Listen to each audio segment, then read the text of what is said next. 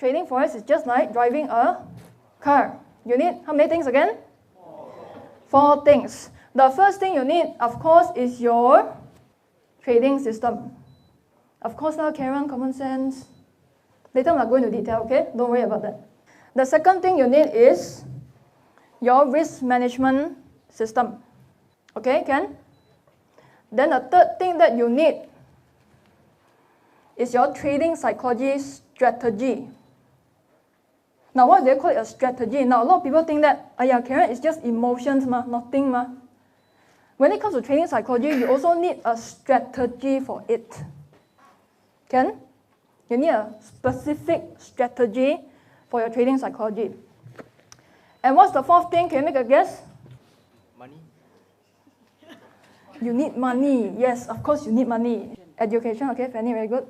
But the answer that I'm looking for is your trading business management strategy. What is this trading business management? Later I'm going into detail, okay? Don't worry about that. So recap again, what's the first thing that you need? Trading system. Trading system. Second thing that you need? Risk management system. Risk management system. Your trading system needs to comprise of a couple of things. The first thing that you need is your technical analysis and of course your fundamental analysis. Of course, not carrying common sense. There's a lot of debate going on. Is technical analysis better or fundamental analysis better? If you have both tools to use, why not use both? Why do you need both?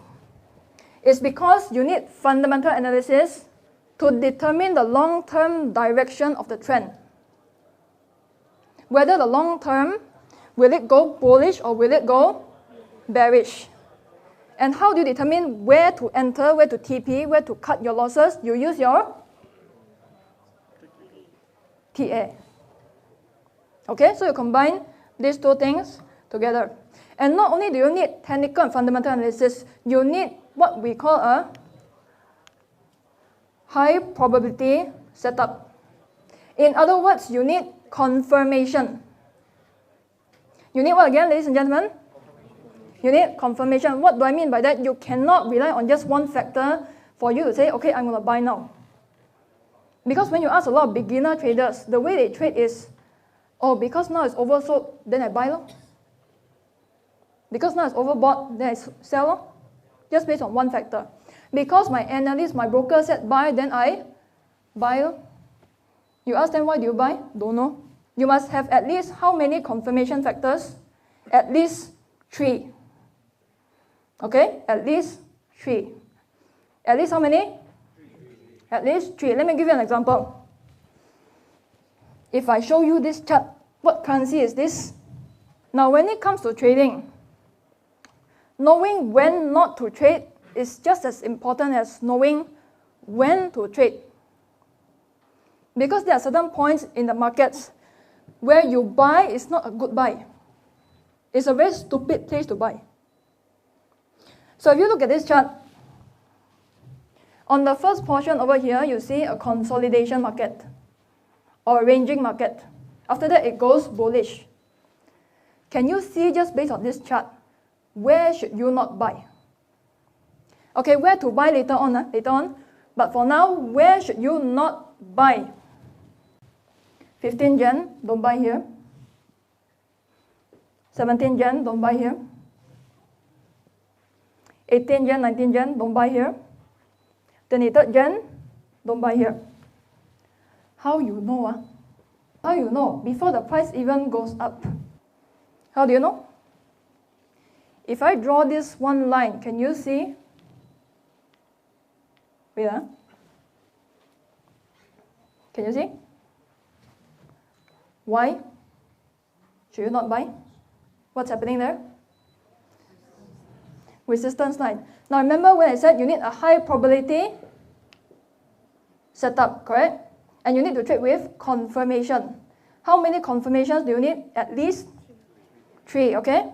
At least 3 confirmations. Now if I draw this resistance line,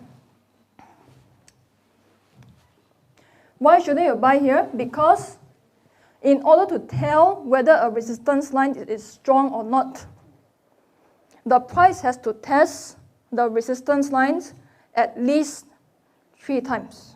If it tests here one time, second time. Okay, would you buy over here, third time? When the price tests resistance line at least 3 times, it will be a very strong resistance. You need to see it as a resistance zone. A resistance what? Zone. You realize that why don't I draw my line over here? Why don't I draw it over here? Right at the top of the wick. Because you need to draw a best fit line. Write this down, a best fit line. Okay, see resistance lines as a zone. Now you already know where to not buy. Okay? Can you follow me? Where should you buy? The first point you should buy. First point. Second point, over here. Why is that? Because I want to wait for the price to break out the resistance line, then I'll go in and buy. But of course, you don't just buy based on price breakout. You need to put in more filters, more indicators. The truth is, you need a lot more filters. Okay, you need a lot more filters. Then, Karen, how do you know you should buy over here? How to know? If I add this one line, can you see why? You see what's happening over here? One of the functions of moving average is that it acts as a dynamic support. Dynamic support. So that's our first confirmation. That is our first confirmation. We need how many more? We need 2 more. Where is the second confirmation? If I zoom in, can you see or not? Okay, because this background is black color. What's this candlestick pattern called? This is what we call a spinning top. Spinning top. When you see a spinning top, which looks like this, where is it? When you see this pattern, it tells you that the price is going to U-turn. How many confirmations do we need? 3, so we need 1 more. If I draw this line, can you see what's happening? What's this line called? Trend line. You see price test how many times? 1, 2, 3. Is this a good buy over here? So how many confirmations already? 3. Add 1 more confirmation. You need your fundamentals. How do you know whether the price is going to go bullish in the long term? Look at fundamentals. Especially if you are a trend follower, look at fundamentals. What are some of the key fundamental factors that you need to look at? The first one, FOMC meetings. What's this chim word? FOMC meetings. Federal Open Market Committee, very good. Meaning that you need to see whether the Fed is going to increase, decrease, or maintain interest rates.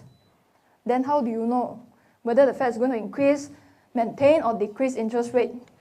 Can you predict or not? How many of you say can predict?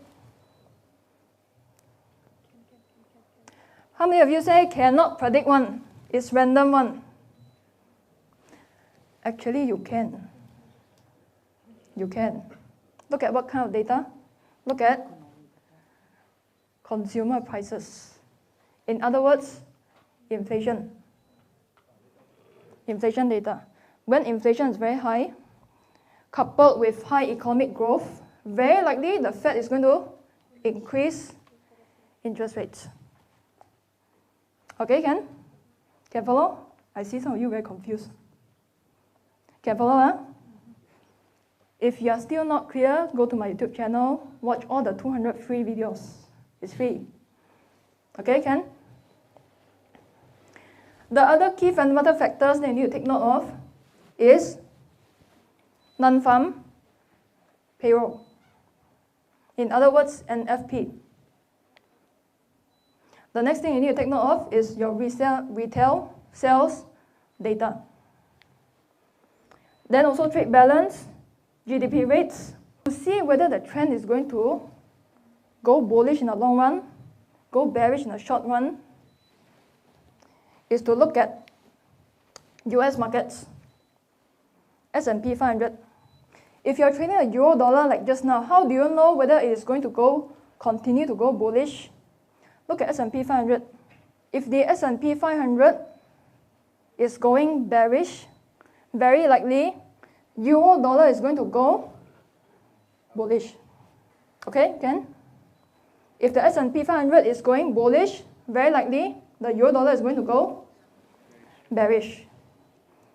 Because investors, they are exchanging foreign currencies to US dollar, and hence US dollar demand increases, and hence the currency would go up. Ken?